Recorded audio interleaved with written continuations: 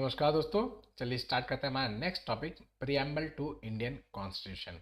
First of all आप लोग से थैंक यू बोलना चाहूँगा जो आप लोग पॉलिटी के इस प्लेलिस्ट को इतना ज़्यादा प्यार दे रहे हैं। I didn't expected so much love from you all. इतना ज़्यादा मुझे नहीं आशा थी कि इतनी ज़्यादा इसको रिकमेंडेशंस मिलेंगी। काफ़ी मैसेजेस आ रहे हैं, कितने सारे कमेंट्स आ रहे हैं, कोई मैक्सिमम लोग तो पर्सनल मैसेज कर देते हैं। So even that is not wrong. I thank everyone of you जो जो इस वीडियोस को देख रहे हैं और उसको प्रमोट कर रहे हैं, लोग अपने दोस्तों में शेयर कर रहे हैं। इसके काफ़ी अच्छे रिस्पॉन्सेस आ रहे हैं।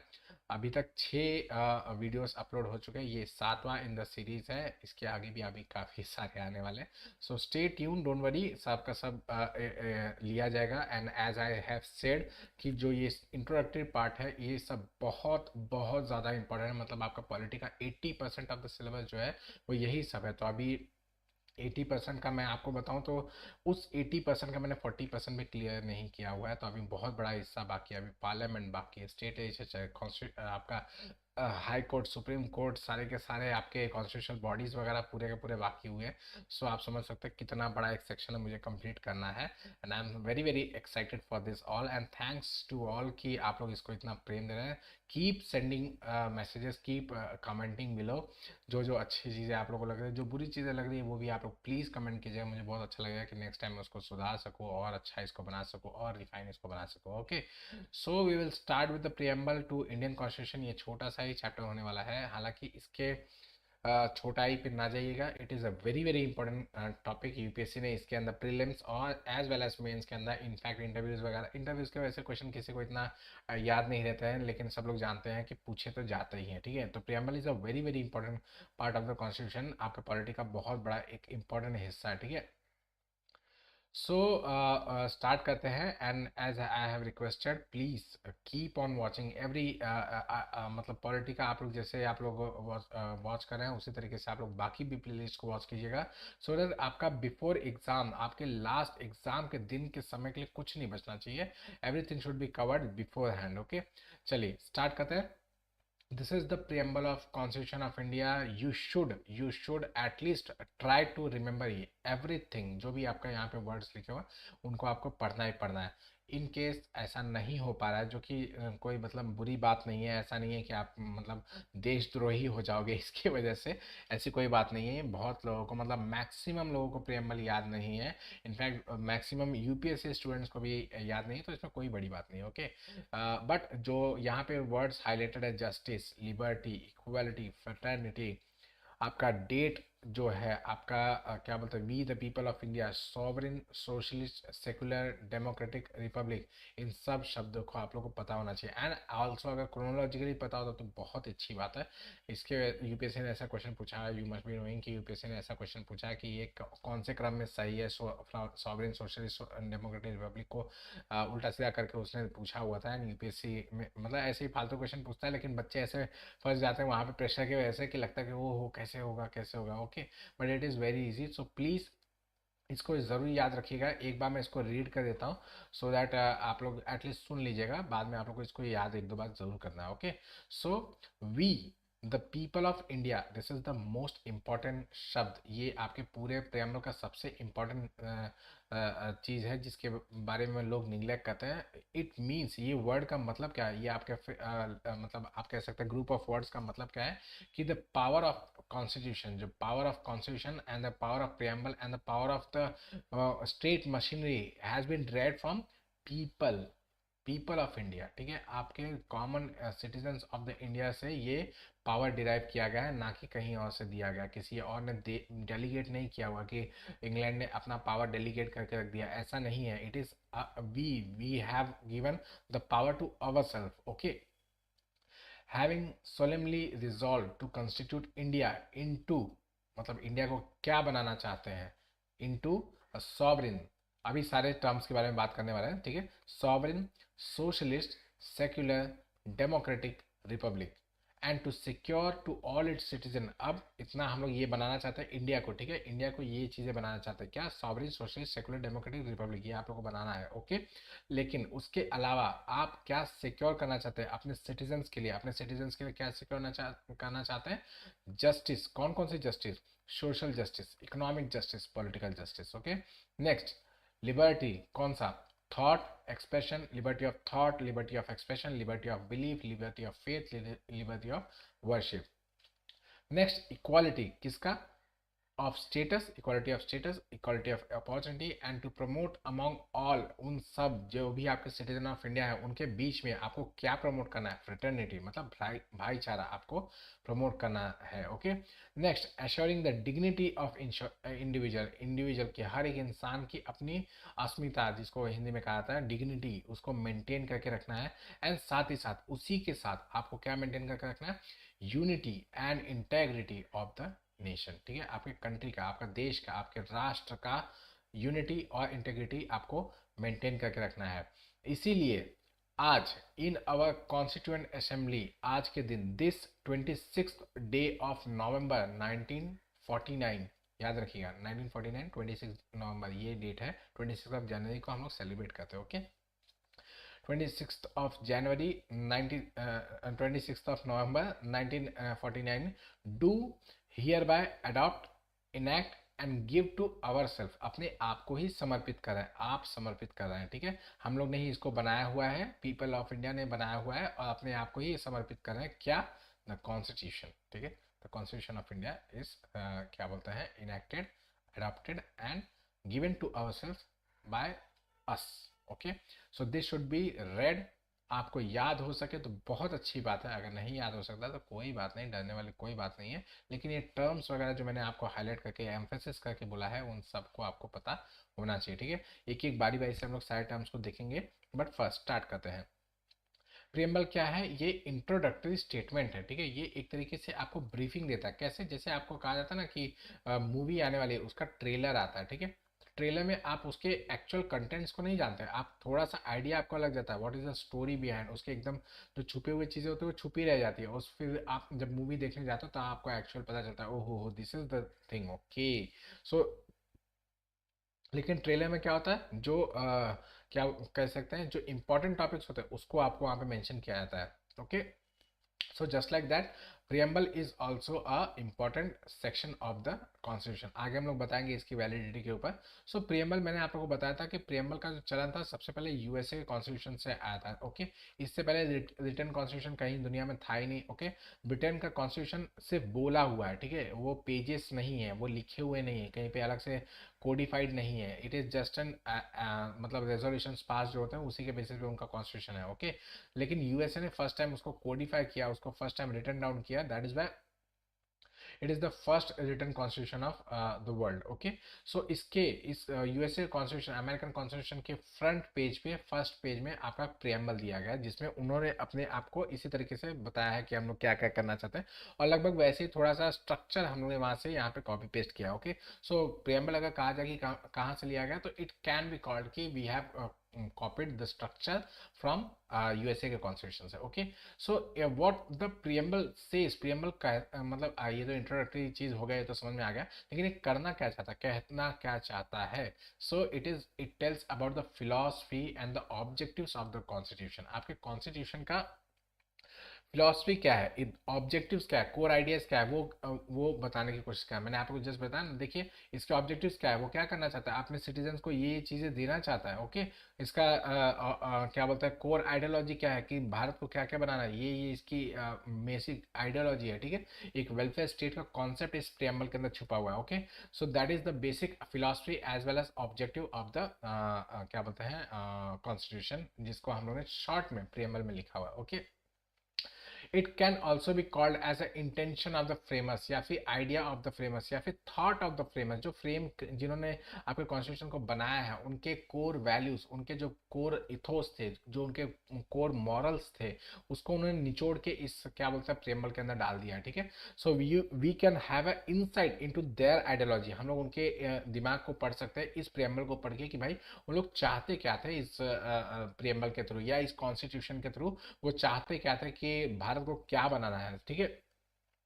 नेक्स्ट अगर देखा जाए बेसिकली कौन कौन सी चीज़ों में अगर क्या बोल सकते हैं प्रियम्बल का यूज़ है, तो it is the source of constitution. Source of constitution, constitution का सोर्स है। अगर कॉन्स्टिट्यूशन को शॉर्ट में कहीं भी पढ़ना है तो आप प्रियम्बल को पढ़ के देख सकते हैं, आपको समझ आ जाएगा कि what the constitution will be. आप प्रियम्बल पढ़ के ही आपको आइडिया मिल जाए। Okay, nature of Indian state मैंने बताया ना, ये सेकुलर डेमोक्रेटिक सोशलिस्ट रिपब्लिक आप लोग बनाए, तो ये nature of the Indian state ही तो बता रहा है कि भाई आप क्या करना चाहते हो, आपने कंट्री, आपने देश को क्या बनाना चाहते हो, उस तरीके sovereign socialist social democratic Republic बना के रखना चाहते हो। ओके, नेक्स्ट इसके ऑब्जेक्टिव्स को स्टेट करके रखा गया, आपने बताया लिबर्टी, फ्रेटर्निटी, इक्वलिटी आपको देना है आपके राष्ट्र के लोगों को। So this is the objectives. Okay, and lastly it has the date of it adoption, जो मैंने आपको बताया 26 नवंबर, वो आपका डेट ऑफ एडॉप्शन है, ठीक है। This is the okay. So preamble in brief in चारों पॉइंट के ऊपर हाईलाइट करता है। Okay, history of the preamble की बात करें, हिस्ट्री मतलब थोड़ा सा प्रियम्बल के बारे में जाने कहाँ से आता है, तो फर्स्ट ऑफ ऑल यहाँ पे मेंशन नहीं किया गया, बता देता हूँ। तो आपका 13 दिसंबर, ठीक है,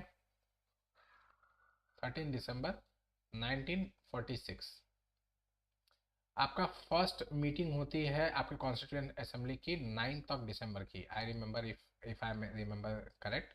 सो आपका फर्स्ट मीटिंग होती है 9 दिसंबर को। ओके, उसके 4 दिन बाद आपका 13 दिसंबर को 1946 को आपका क्या बोलते हैं ऑब्जेक्टिव रेजोल्यूशन पास किया जाता है बाय द पंडित जवाहरलाल नेहरू जी के द्वारा, ठीक है। पंडित जवाहरलाल नेहरू जी ने ऑब्जेक्टिव रेजोल्यूशन को पास किया था, ठीक है, मतलब इंट्रोड्यूस किया था, सॉरी पास नहीं, इंट्रोड्यूस किया था ऑन द 13 दिसंबर को।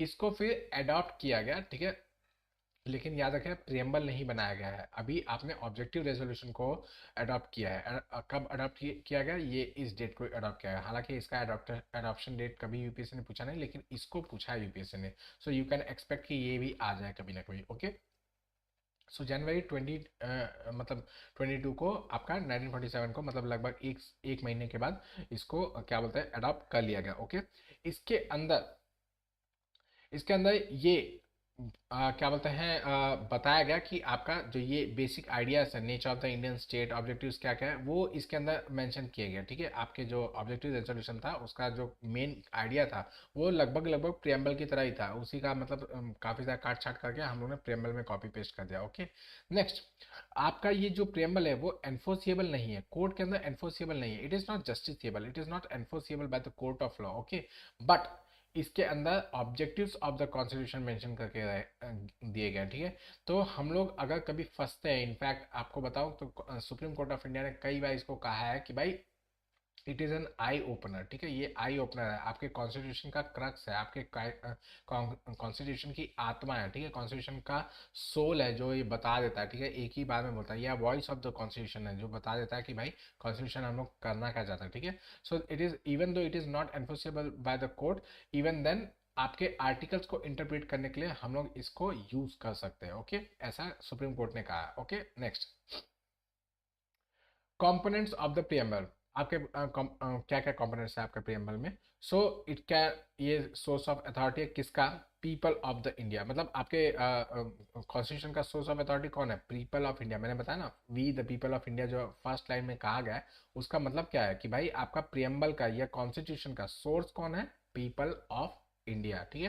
मतलब जो पावर डिराइव की जा रही है, पूरा का पूरा जो कॉन्स्टिट्यूशन मशीनरी बनाई जा रही है, वो किसकी वजह से बनाई जा रही है, क्योंकि पीपल ऑफ इंडिया या फिर सिटीजन्स ऑफ इंडिया ने कहा है कि हम लोग को ऐसा ऐसा कॉन्स्टिट्यूशन चाहिए। ये कॉन्स्टिट्यूशन का जो भावना है ये ऊपर से किसी ने थोपा नहीं है, समझ में आ रहा है, ये हम लोग ने अपने आप को दिया है। एक संविधान अपने पास होना एक बहुत बड़ी बात है, ठीक है। ये आज के लिए कोई इतना रेलेवेंस नहीं रखता होगा, as a forward moving generation we don't understand the relevance of this constitution, but you should know that constitution आपको कितने सारी पावर्स देता है, ठीक है, even though it has been derived by you. Okay, आप ही ने इसको पावर बनाया है और यही आपको पावर डेलीगेट करता है। Okay, so source of authority कौन है इसके अंदर, पीपल ऑफ इंडिया। इसके अलावा वो इंडिया को क्या बनाना चाहते हैं, sovereign socialist secular democratic republic बनाना चाहते हैं, ठीक है। ये इसका मेन आइडिया, ये जो मैंने आपको बताया। ओके, इसके अलावा प्रियम्बल अपने सिटीजन्स को क्या देना चाहता है, जस्टिस, लिबर्टी एंड इक्वालिटी अपने सिटीजन्स को देना चाहता है। इसके अलावा वो सिटीजन्स के बीच में फ्रेटर्निटी को बढ़ाना चाहता है, सो दैट भारत की यूनिटी और इंटेग्रिटी या नेशन की इंटेग्रिटी एंड यूनिटी जो है वो मेंटेन की जा सके, वैसे के वैसे उसको रखा जा सके। ओके, लास्ट लाइन में इसमें मेंशन किया गया क्या कि आपका प्रियम्बल किस दिन अडॉप्ट किया गया था, तो नवंबर 26 1949 को अडॉप्ट किया गया था। Okay, so this is the component जो मैंने आपको मतलब तोड़ के बता दिया, वहां पे मैंने ऑलरेडी इसको अच्छी तरीके से बता दिया था। ओके, चलिए अब कीवर्ड्स की बात करते हैं प्रियम्बल के अंदर। Okay, this is the important section जिसके बारे में हम लोग को पता होना चाहिए। ओके, इसके एग्जाम्पल्स वगैरह भी रेडी रखिएगा, यूपीएससी में अक्सर जैसे पूछ लेता है तो आप लोग उसमें वहाँ पे एग्जाम्पल्स लिखेंगे। ये सब तो आपका मतलब ब्रीफ ओवरव्यू है, होता क्या है सॉवरेन, होता क्या है सोशलिस्ट, होता क्या है डेमोक्रेटिक, होता क्या है, ठीक है। सो ये आपके ब्रीफ ओवरव्यू है, लेकिन एग्जाम्पल्स आपको खुद के रेडी रखने हैं। मैं आप लोगों को एग्जाम्पल देते चलूंगा, डोंट वरी, बट आप लोगों को भी खुद से अपने एग्जाम्पल्स रेडी रखने हैं। ओके, सो फर्स्ट आपका कीवर्ड क्या है, we the people of India. So what this line says, this line says कि ये कॉन्स्टिट्यूशन बाहर से किसी ने थोपा गया नहीं है, बाहर से किसी ने दिया नहीं है, किसी ने गिफ्ट नहीं किया है, किसी ने हमारे ऊपर थोपा नहीं है, किसी ने हम लोग को ग्रांट नहीं किया है कि हाँ भाई ले भाई हलवा है तू लेके जा चल, ऐसा नहीं किया गया। It has been structured, it has been written down by us. किसने, अस, ये who the us are we the people of India. हम लोग जो इंसान, जो हम लोग यहाँ पे इंडिया में रहते हैं, उन सभी लोगों ने अपने सारे पावर्स को इकट्ठा किया, उस पावर से कॉमन पावर्स को हम लोगों ने डेलीगेट कर दिया किसके लिए, कॉन्स्टिट्यूशन के लिए, और कॉन्स्टिट्यूशन को बना के हम लोगों ने अपने आप को ही उसको समर्पित कर दिया। ठीक है, it is a very important event कि ये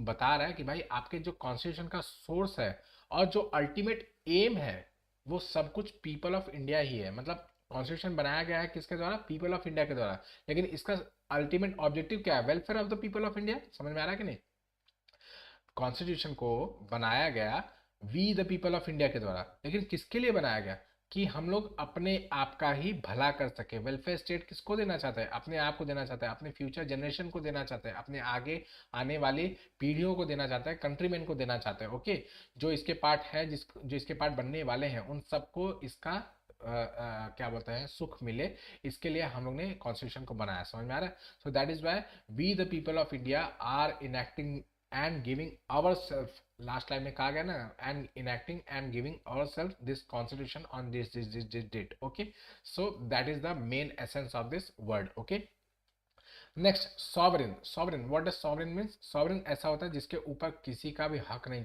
होता। ओके, जिसके ऊपर कोई भी राज नहीं कर रहा होता, ठीक है, जिसके ऊपर कोई रूल नहीं कर रहा होता, that is known as sovereign power. ठीक है, so India doesn't have such, क्या बोलते हैं, कोई भी इसके ऊपर रूल करे वाला नहीं है। पहले ब्रिटिश रूल था, अब वो चला गया है, अब नाउ वी आर सॉवरेन। ठीक है, हम लोग सॉवरेन स्टेट है, हम लोग पूरी तरीके से स्वायत्त है, हिंदी में बोला जाता है इसको स्वायत्त है। ठीक है, तो स्वायत्त होने का मतलब ये होता है, या सॉवरेन होने का मतलब ये होता है कि हमारे ऊपर कोई रूल नहीं कर रहा है, हमसे ज़बरदस्ती कोई काम नहीं करा रहा है, हम लोग से ज़बरदस्ती कॉन्स्टिट्यूशन नहीं बनवाया जा रहा है, या हम लोग से ज़बरदस्ती कोई ना कोई अपने मर्जी का काम नहीं करा सकता। जैसे कि आप एग्जाम्पल में और एक एग्जाम्पल देता हूँ, जैसे ऑस्ट्रेलिया को ले लीजिए। ठीक है, ऑस्ट्रेलिया इज नॉट सॉवरेन। ठीक है, उसके यहाँ पे जो क्या मतलब पावर इन द रूल है वो कहाँ से आ रहा है, आपका ब्रिटिश सरकार से आ रहा है, आपके इंग्लैंड की तरफ से। वो एक कॉलोनी है, वो एक डोमिनियन स्टेटस उसको मिला हुआ है। ठीक है, सो डोमिनियन स्टेटस होने की वजह से वो सॉवरेन पावर नहीं है, वो अपने आप को एक country as a independent country नहीं कह सकता, it is under the dominion of England. ठीक है, इंग्लैंड के डोमिनियन के अधीन है, भले वो दिखता है कि हाँ अलग से कंट्री है, इसी तरीके से कनाडा का भी है। ठीक है, but it can not be called as a sovereign country, वो सॉवरेन कंट्रीज नहीं है, वो डोमिनियन स्टेटस के अधीन है। Okay, but India is a sovereign country, we don't have such rules जो हमारे ऊपर चल रहा है, जो हमारे ऊपर कोई रूल करने वाला बैठा है, ऐसा कहीं पे भी हमारे यहाँ पे नहीं है। ओके, नेक्स्ट है सोशलिस्ट। ठीक है, social, what does socialist mean, it इसका कम्युनिस्ट से बहुत लोग रिलेट करते हैं कि it is near to communist, but communist थोड़ा सा हार्ड है, मतलब इट इज अ वेरी, कह सकते हैं कि एक्सट्रीम लेफ्ट टाइप का है, मतलब थोड़ा सा लेफ्टिस्ट टाइप का है। लेकिन सोशलिस्ट आइडिया जो है ये थोड़ा सा प्रो डेमोक्रेटिक वे है, या फिर प्रोग्रेसिव वे का है। ओके, मैं आप लोगों को एग्जांपल बताता हूँ। जैसे जैसे क्या है कि आपके सोशलिस्ट आइडिया को अगर सिंपली अगर बताना का कोशिश करो, एक तो इकोनॉमिक सोशलिटी की बात करते हैं। ठीक है, फर्स्ट इकोनॉमिक, ये सोशलिज्म जो होता है काफ़ी तरीके का होता है। सो फर्स्ट इकोनॉमिक सोशलिज्म की बात करते हैं। सो इकोनॉमिक सोशलिज्म का मतलब ये होता है कि जो आपके आपका जो इकोनॉमी है उसके अंदर प्राइवेट एंटरप्रेन्योर्स भी काम करेंगे, आपके स्टेट भी काम करेगा। ठीक है, दोनों एक ही इकोनॉमी में काम कर रहे हैं, एक ही इकोनॉमी में कंट्रीब्यूट कर रहे हैं और दोनों अपने अपने तरीके से काम कर रहे हैं। जनरली इट इज़ सीन कि बड़े जो हैवी इंडस्ट्रीज है जो मास पीपल लोगों को इफेक्ट करेंगे वो आपके स्टेट के द्वारा स्पॉन्सर्ड होंगे, और जो अदर इंडस्ट्रीज होंगे वो आपके प्राइवेट एंटरप्रेन्योर्स के द्वारा क्या बोलते हैं वर्क किए जा रहे होंगे। Okay, but it is not a common rule. Okay, इसी के बजाय अगर आप कम्युनिस्ट स्टेट की बात करेंगे तो वहाँ पे everything is owned by state. ठीक है, जो आपकी गवर्नमेंट है, आपका जो गवर्नमेंट है वो सब कुछ ओन करती है, चाहे वो किसी भी इंडस्ट्री का हो, उसका जो हेड होगा वो government of that country will be. जैसे कि एग्जांपल में आप चाइना को ले सकते हैं, it is a communist state. तो कम्युनिस्ट स्टेट है तो उसके यहाँ पे जितनी भी कंपनीज हैं, जितनी भी वहाँ के ओप्पो, वीवो, शाओमी वगैरह जितने भी कंपनीज है, हुआवे वगैरह, वो सारे की हेड कौन है? Chinese government. ठीक है, चाइनीज गवर्नमेंट उसकी हेड है।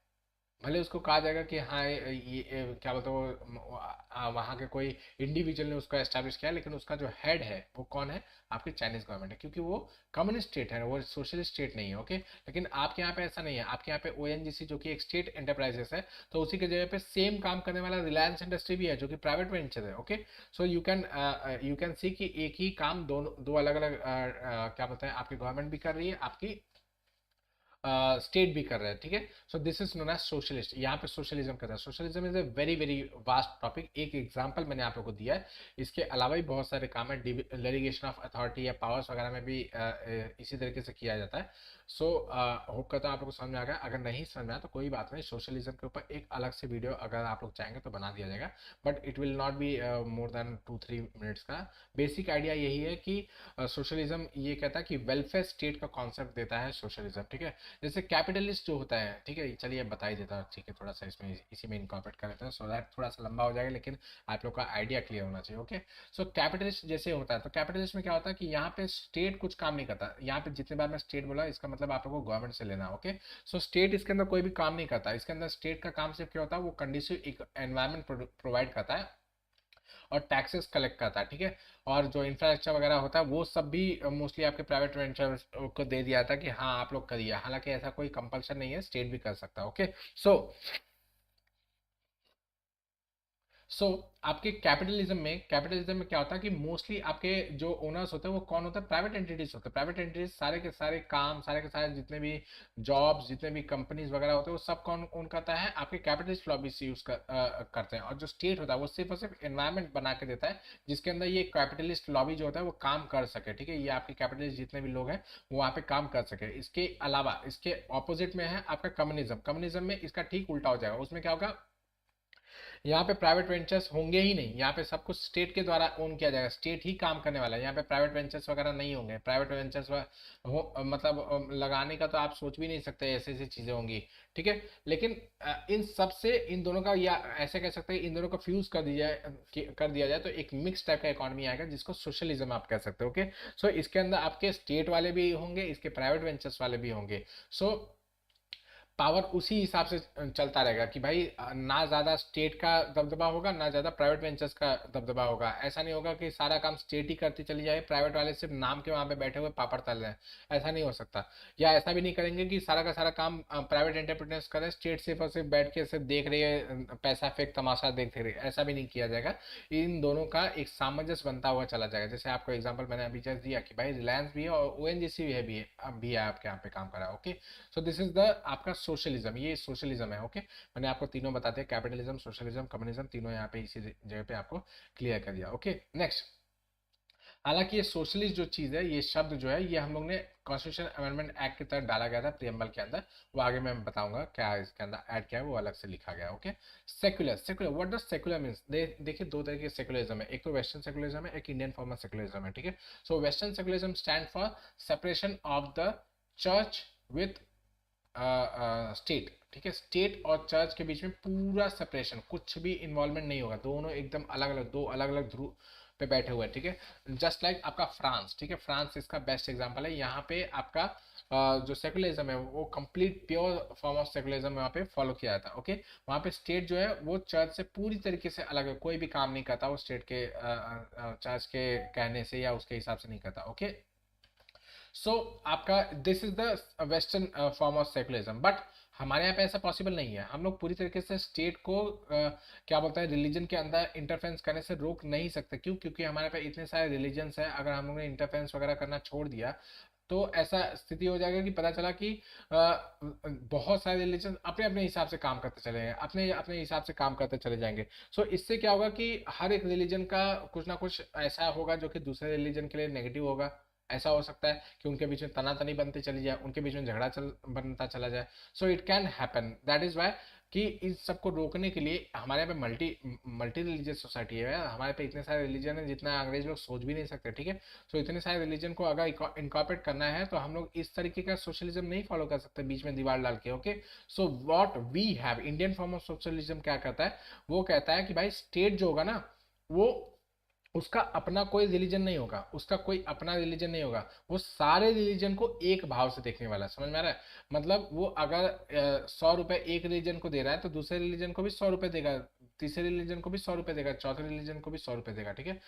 जनरली ऐसा नहीं करते, लेकिन मैं आप लोगों को बता रहा हूँ, एग्जांपल बता रहा हूँ। पैसे देने की बात नहीं आ रही है यहाँ पे, यहाँ पे फीस वगैरह की बात की जाती है। लेकिन लेकिन आप ये समझने की कोशिश करें, इसका मतलब ये होता है कि भाई जो सोशलिज्म हम लोग फॉलो करते हैं या इंडियन फॉर्म ऑफ सोशलिज्म है, इट इज मोर प्रोग्रेसिव। ये प्रोग्रेसिव है, ये डिवीजन की बातें नहीं करता, नेगेटिव कॉन्नोटेशन में नहीं जा रहा कि हाँ भाई तोड़ दो, अलग कर दो, सेपरेट कर दो, वो अलग मैं अलग, ऐसा नहीं करता। ये क्या करता है कि भाई हमारी नजर में सब इक्वल है, सब बराबर है, ठीक है। हमारी नज़र में हर एक धर्म अपने अपने जगह पे एकदम बेस्ट है, अपने जगह पे एकदम सही है, ठीक है। और सबको अपने अपने तरह से रहने का अधिकार है। स्टेट का कोई अपना रिलीजन नहीं होने वाला, स्टेट किसी एक रिलीजन को प्रमोट नहीं करने वाला। This is the basic idea behind Indian form of secularism, okay. Next, democratic. Democratic मतलब डेमो मतलब पब्लिक, ठीक है। क्रेटिक मतलब उसका मेथड, ठीक है। सो व्हाट, जैसे मैंने कहा कि we the people of India, तो पीपल आ रहा है ना इसके अंदर। डेमोक्रेसी का मेन सोर्स क्या है? पीपल आ रहा है, ठीक है। इसके अंदर जो भी होगा वो पीपल के थ्रू होगा और पीपल के लिए होगा और पीपल के द्वारा ही होने वाला, ठीक है। सो सॉरी, सो डेमोक्रेसी मीन्स जो पीपल के द्वारा किया जा रहा है और पीपल के लिए किया जा रहा है। सॉरी, वापस से सॉरी। सो डेमोक्रेसी मीन्स आपका जो पावर है वो कहाँ से डिराइव हो रहा है? पीपल्स के द्वारा डिराइव किया जा रहा है। कोई भी जो अथॉरिटी बैठा हुआ है उसकी सारी पावर्स कहाँ से आ रही है? पीपल्स के द्वारा आ रही है। जो लोगों ने दिया है पावर उसी से आ रही है। अपने तरफ से कोई खैराती लेके नहीं आया, कोई बपौती पैसा लेके नहीं आया या बपौती तरीके से राइट्स या वो सब लेके नहीं आया। कौन इतना याद कर रहा है? हिचकी आ रही है, आप ही लोग याद कर रहे होगे, ओके, हो सकता है, okay. So democracy stands for this कि भाई आपके जो लोग हैं वो आपके सोर्स ऑफ पावर है, आपके पूरे के पूरे अर्थव्यवस्था का, पूरे के पूरे एडमिनिस्ट्रेशन का, पूरे के पूरे कॉन्स्टिट्यूशन मशीनरी का सोर्स कौन है? पीपल है, ठीक है। So that is why it is a democracy, okay. Lastly, Republic. Republic, इसको आप लोग कंफ्यूज ना कीजिएगा। देखिए जैसे आपको मैंने बेस्ट एग्जांपल हमेशा बार बार यही दिया है कि England is not a Republic.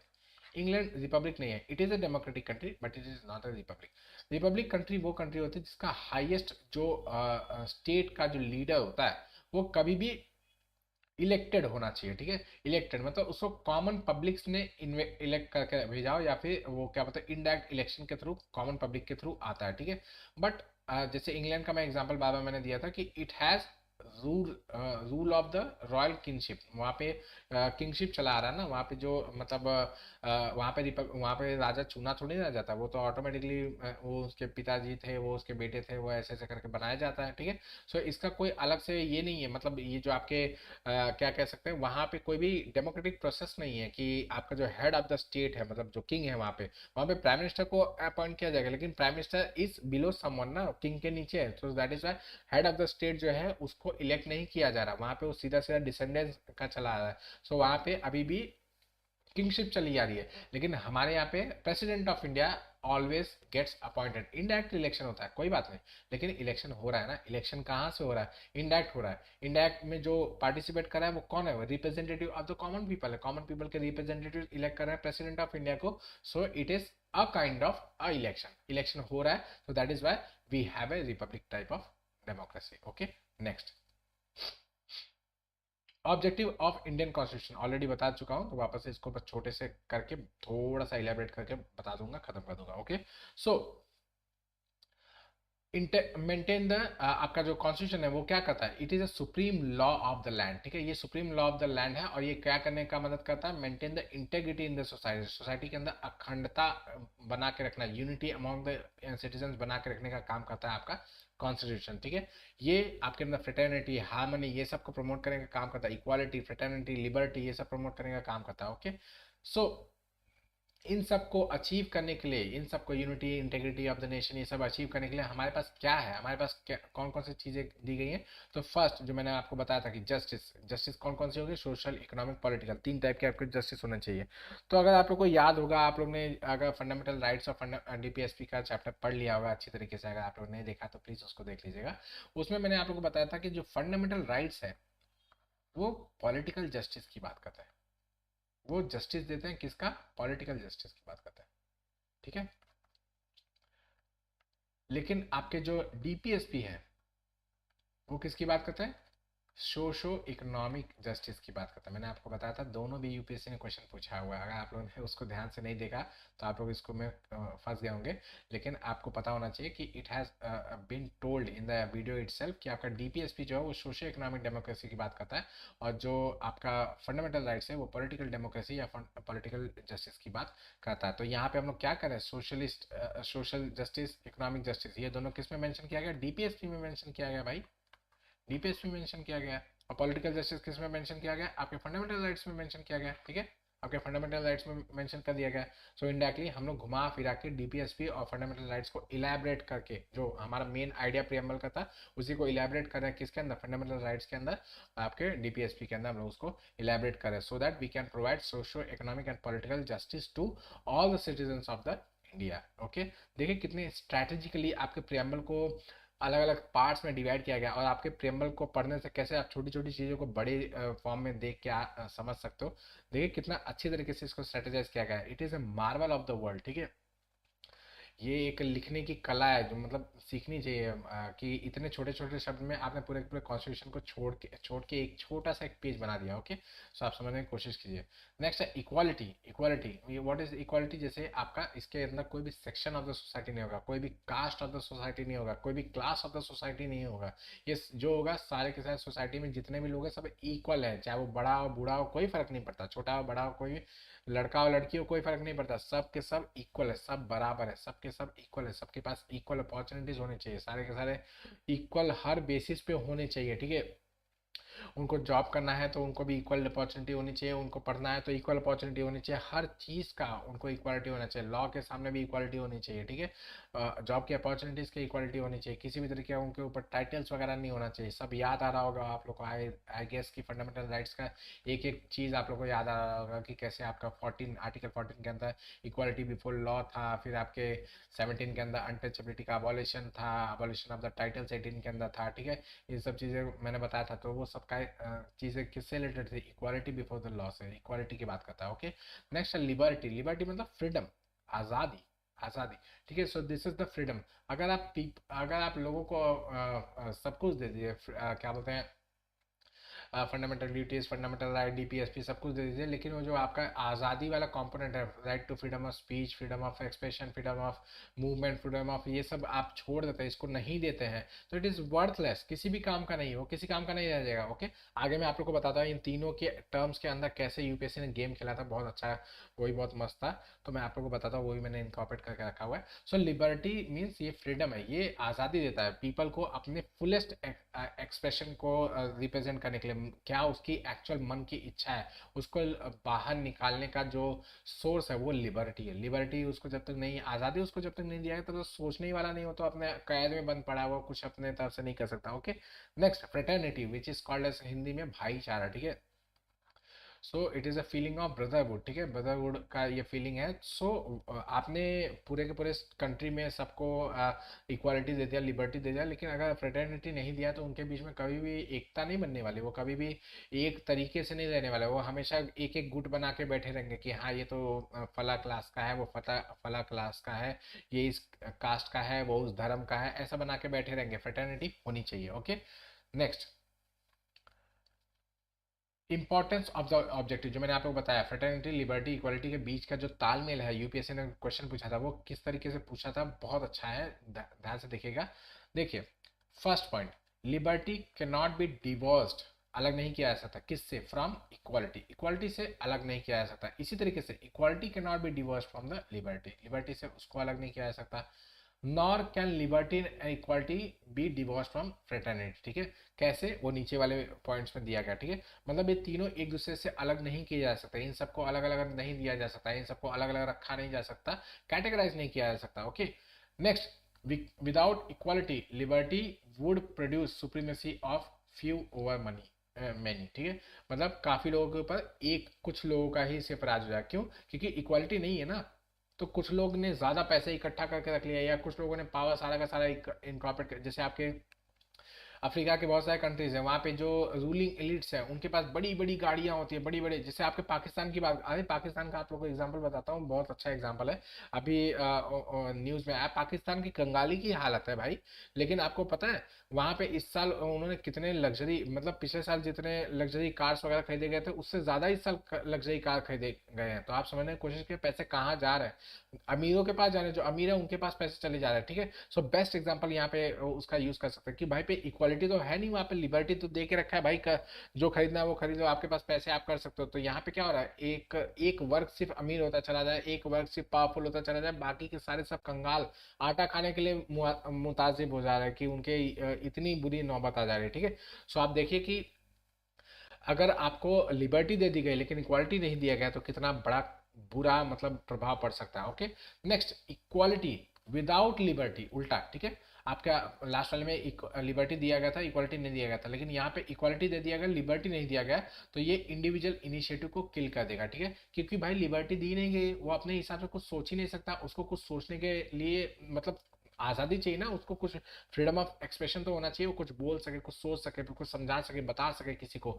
लेकिन वो जब उसको दिया ही नहीं गया तो सोचने वाला नहीं, वो तो खुद बैठा पड़ा रहेगा ऐसे बस गधे की तरह एक जगह पे, ठीक है। सो इस तरीके से आप देखेंगे कि लिबर्टी जब है ही नहीं तो आपको इक्वालिटी मिल भी जाए तो क्या ही फायदा, आपको कुछ उससे तो बेनिफिट तो मिलने वाला नहीं है, आप तो एक गधे की तरह ही काम करने वाले हो, ओके। तो आपको कह दिया गया कि हाँ आप भी इक्वल हो, वो भी इक्वल है, बगल वाला भी इक्वल है, सबके सब इक्वल हो, लेकिन आप खुद का इंडिविजुअल कुछ सोच नहीं सकते, आपको ऊपर रिस्ट्रिक्शन लगा के रखा गया कि आप नए कोई वेंचर्स नहीं चालू कर सकते, आप कोई नया काम नहीं स्टार्ट कर सकते, आप रूम भारत में कहीं पे फ्रीली रोम नहीं कर सकते, कहीं पे भी बैठ के कोई भी काम नहीं स्टार्ट कर सकते, फ्रीडम ऑफ एक्सप्रेशन वगैरह नहीं दिया गया है, ठीक है। तो इससे क्या होगा भाई, आपको क्या लिबर्टी नहीं है किसी चीज़ का, तो अभी इंडिविजुअल इनिशिएटिव में तो कभी ले ही नहीं पाओगे, हमेशा बस वो क्या कहते हैं कि जो गवर्नमेंट आदेश है उसी को बस फॉलो करते रहोगे एक रोबोट की तरह, okay. Next, without fraternity, fraternity अगर भाईचारा नहीं है तो liberty would produce supremacy of few over money, same वैसा का वैसा, जैसे आपका फ्रेटर्निटी अगर नहीं है तो अगर भाईचारे की भावना ही नहीं है तो लिबर्टी तो मिल गई सबको, जिसने मतलब जिसको इसको लिबर्टी मिली, जिसने जैसा ऐसा कमाना सीख लिया, किसी ने कमा लिया, किसी ने पावर गेन कर लिया, तो वो तो भाई जो दबे कुचले उनको तो दबा के रखेगा कि भाई भाईचारा है ही नहीं ना, हमारे बीच में कोई रिलेशन ही नहीं है, उनके दिमाग में तो ये रहेगा कि हाँ ये तो कीड़े मकोड़े, ये तो सेकंड क्लास के लोग हैं, ये तो डाउन ट्रोडन ही रहने के लिए बने पड़े हैं, ठीक है। ऐसे ऐसे थॉट्स जनरेट हो सकते हैं क्योंकि इक्वालिटी नहीं है, फ्रेटर्निटी नहीं है, ओके, भाईचारे की भावना नहीं है। Without fraternity liberty and equality could not become a natural course of thing, ठीक है।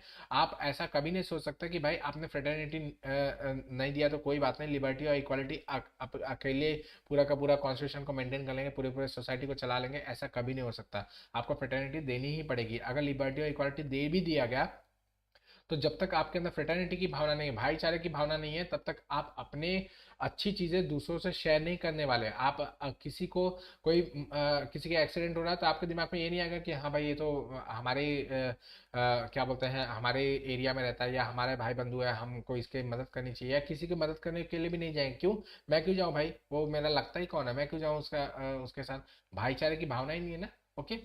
Status of the preamble, last topic आपका। एक और स्लाइड बस बाकी है, उसके अंदर फिनिश हो जाएगा। स्टेटस ऑफ द प्रियम्बल, मतलब प्रियम्बल का स्टेटस क्या है, प्रियम्बल को इनिशियली क्या हुआ कि आपका बेरीबारी यूनियन का एक केस आया, ठीक है।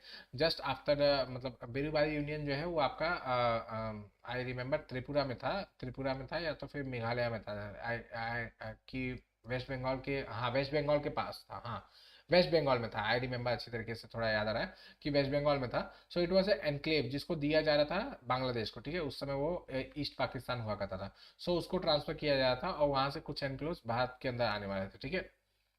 सो बेरूबारी यूनियन का जो केस आया उसके अंदर सुप्रीम कोर्ट ने हेल्ड किया कि भाई ये जो आपका कॉन्स्टिट्यूशन है, आपका जो प्रियम्बल है, वो क्या कह सकते हैं, वो माइंड है किसका, जो जिन्होंने आपके, क्या कह सकते हैं कि आपका कॉन्स्टिट्यूशन जिन्होंने बनाया उनका वो माइंड है, उनका वो आइडिया है, उनकी फिलॉसफी है, उनका सोल है, उनकी उनकी जो आइडियोलॉजी थी उसको उन्होंने वहां पे पिरो के रख दिया, उन्होंने उसको लिख के रख दिया, ठीक है।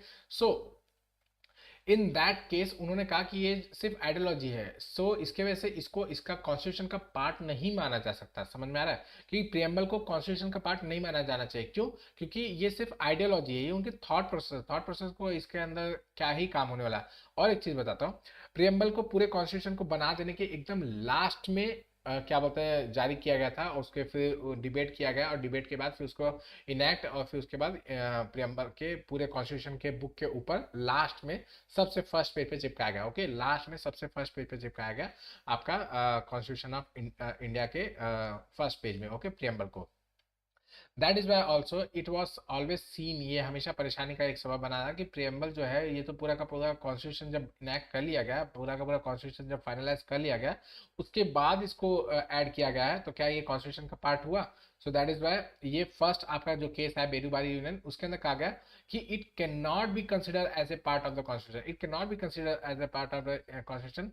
ये सिर्फ और सिर्फ मेकर्स जो जिन्होंने कॉन्स्टिट्यूशन को बनाया उसका उनका दिमाग बता रहा है, उनका थॉट बता रहा है, so that is why it can not B part of the constitution and it cannot be considered as enforceable in the court of law, okay, इसको justiciable नहीं माना जा सकता।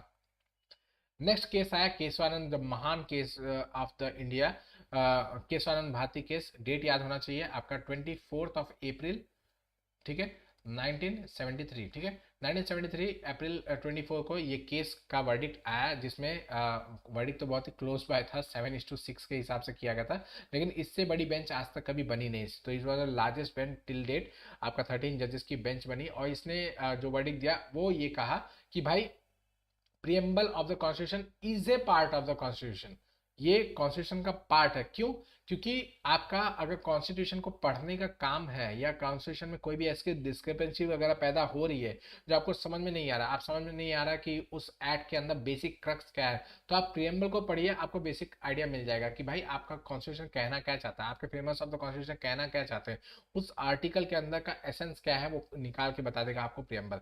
That is why it should be consider as a part of the constitution, ठीक है।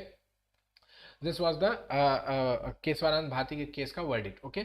बाद में इसी आपको इसी जो ये मेन जो वर्डिक्ट है इसी को वापस से रीइटरेट किया गया आपका LIC of the India case के अंदर भी, ये सेम चीज को क्या बोलते हैं क्या बोल सकते हैं इसको, ये कहा गया कि भाई it is also part of India, but इसमें कैवेट ये डाला गया कि it can not be enforceable, enforceability इसकी नहीं है, जैसा कि इससे पहले बेरूबारी में कहा गया था, उसमें भी यही, इसमें भी यही कहा गया कि भाई इसको एनफोर्सिएबल नहीं किया जा सकता, it is a part of the constitution but it is not enforceable, it is not justiciable, okay.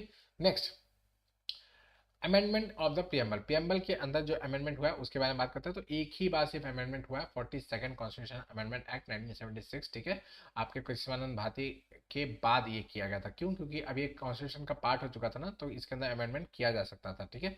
तो इसके अंदर कॉन्स्टिट्यूशन का पार्ट होने की वजह से आपका 368 जो आर्टिकल है उसके तहत इसके अंदर अमेंडमेंट किया गया। तो अमेंडमेंट क्या किया गया आपके इसके अंदर आपने कुछ चीजें ऐड की, क्या, सोशलिस्ट और सेक्युलर शब्द को ऐड किया आपके सॉवरेन और डेमोक्रेटिक के बीच में, जैसे मैंने आप लोगों को दिखाया कि सॉवरेन सोशलिस्ट डेमोक्रेटिक रिपब्लिक, उसके बीच में इन सोशलिस्ट और सेकुलर को ऐड कर दिया गया। उसके बाद नीचे वाले सेक्शन में आपका unity and integrity of the जो नेशन था उसको लिखा गया, उसमें मतलब इंटेग्रिटी ऐड किया गया, उससे पहले ये था यूनिटी ऑफ द नेशन था, उसको unity and integrity of the nation कर दिया गया, ओके। होप करता हूँ आप लोगों को समझ में आ गया, होप करता हूँ ये बेसिक सारा का सारा चीज़ें जो है वो सारा का सारा आपको समझ में आ गया। It is a very important chapter, that is why इसके ऊपर थोड़ा एम्फोसिस देना पड़ा, मैंने सोचा जल्दी खत्म हो जाएगा एंड जल्दी भी खत्म भी होगा, बाकी सारे एक एक घंटे के हैं, ये तो 45 मिनट से भी कम का जाएगा, ओके। सो मिलता हूँ आप लोग से कल एक नए वीडियो के साथ, तब तक ऐसे पढ़ते रहिए, थैंक यू वेरी मच, चलिए बाय, कमेंट कीजिएगा।